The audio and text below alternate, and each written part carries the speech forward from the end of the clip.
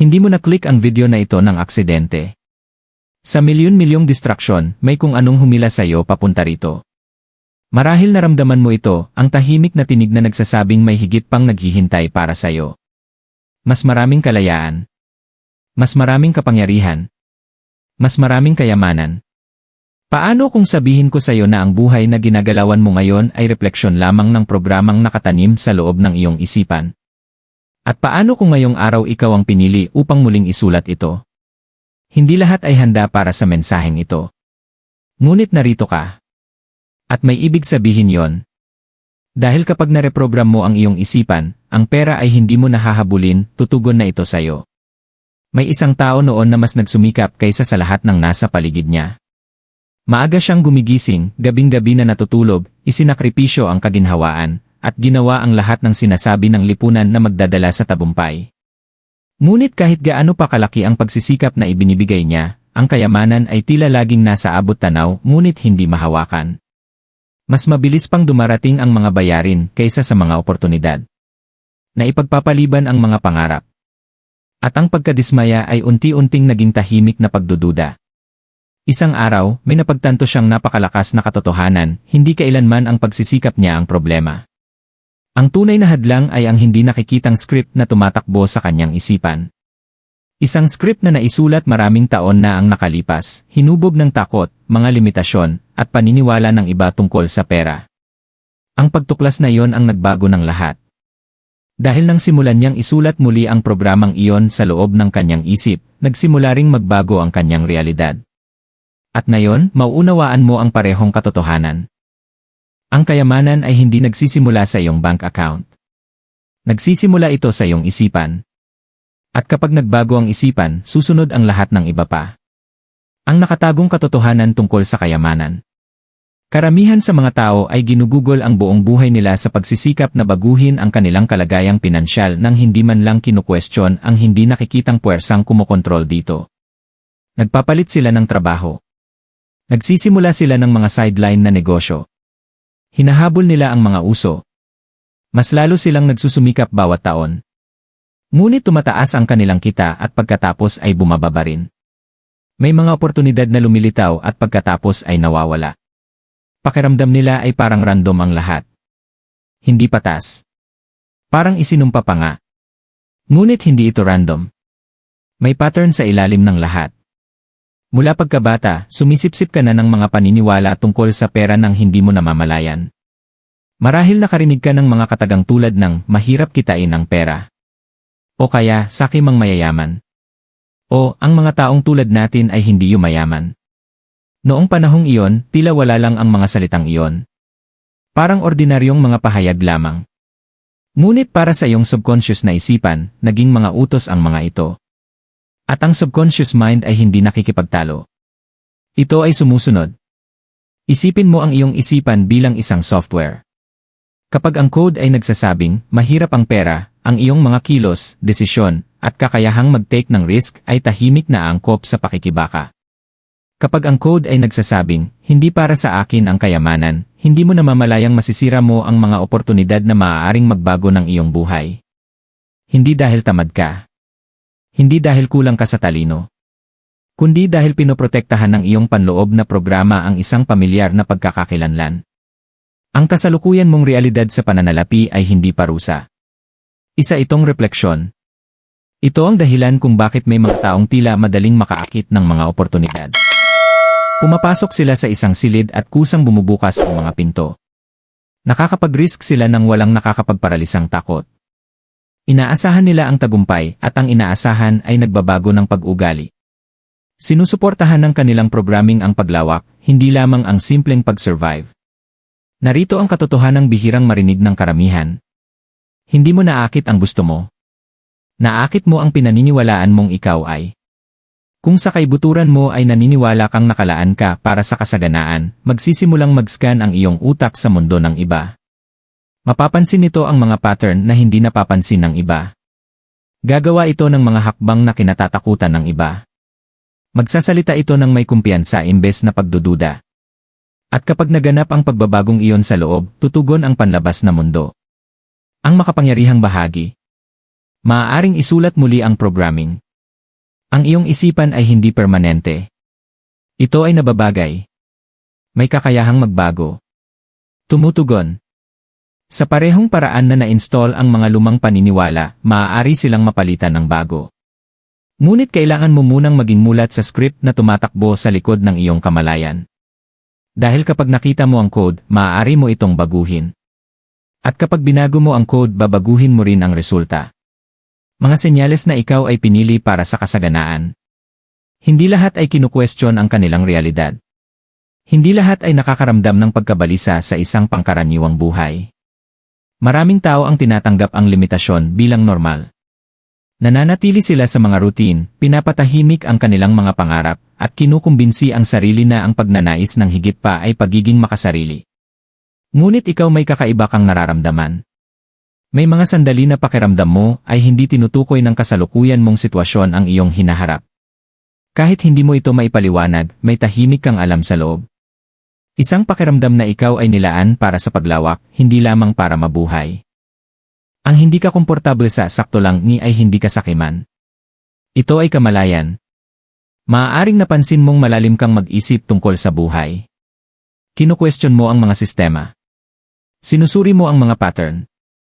Iniisip mo kung bakit may ilang taong nakakabasag ng mga hadlang habang ang iba ay nananatiling nakatigil sa loob ng maraming taon. Ang kuryosidad na iyan ay hindi basta-basta. Iyan ang simula ng paggising.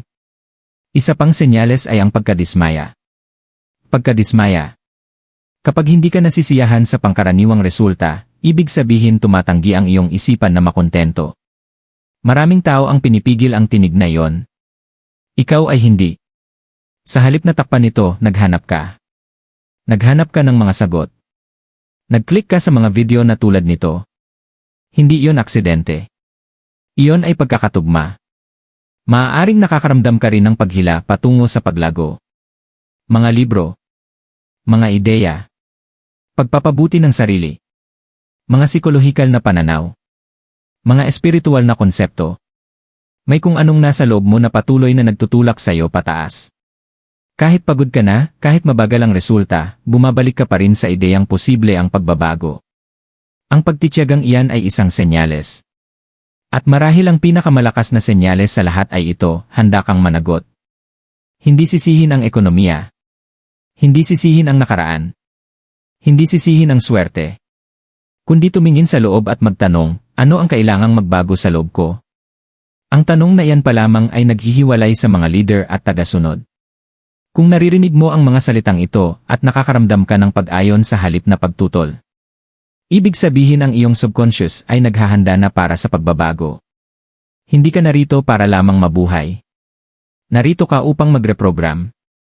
At ang kasaganaan ay tumutugon sa mga handa. Ang proseso ng reprogramming, hakbang-hakbang na pagbabago. Ngayong nauunawaan mo na ang nakatagong katotohanan, nagiging simple ang tanong, paano mo ba talaga babaguhin ang programa? Ang pagre-reprogram ng iyong isipan ay hindi mahika. Hindi ito basta pag-asa lamang. Isa itong sinadyang pagbabago ng pagkakakilanlan. At ang pagkakakilanlan ang pundasyon ng kayamanan. Magsimula tayo. Hakbang 1, wasakin ang lumang script. Bago mag-install ng bago, kailangan mong tukuyin at buwagin ang lumang code. Umupo ng tahimik at tanungin ang sarili, ano ba talaga ang pinaniniwalaan ko tungkol sa pera? Hindi kung ano ang sinasabi mo sa iba, kundi kung ano ang tunay mong nararamdaman sa loob. Naniniwala ka ba na nakaka-stress ang pera? Na ang mayayaman ay isinasakripisyo ang kaligayahan? Na ang tagumpay ay nangangailangan ng matinding pagkapagod? Isulat ang mga paniniwalang ito. Kapag nakita mo sila sa papel, may makapangyarihang nangyayari. Nawawala ang kanilang pagiging hindi nakikita. Karamihan sa iyong limitasyon sa pananalapi ay minanang paniniwala, hindi personal na katotohanan. Nakuha mo sila mula sa magulang, guro, kultura, at kapaligiran. Ngunit ang minanang paniniwala ay hindi permanenteng batas. Hamunin ang bawat isa. Tanungin, totoo ba talaga ito? Sino ako kung wala ang paniniwalang ito? Paano ako kikilos kung hindi na ako kontrolado ng kaisipang ito? Binabasag ng kamalayan ang mga tanikala. At kapag nalantad ang lumang script, nagsisimula itong manghina. Hakbang 2, i-install ang bagong pagkakakilanlan. Ang kayamanan ay hindi tumutugon sa desperasyon. Tumutugon ito sa pagkakakilanlan.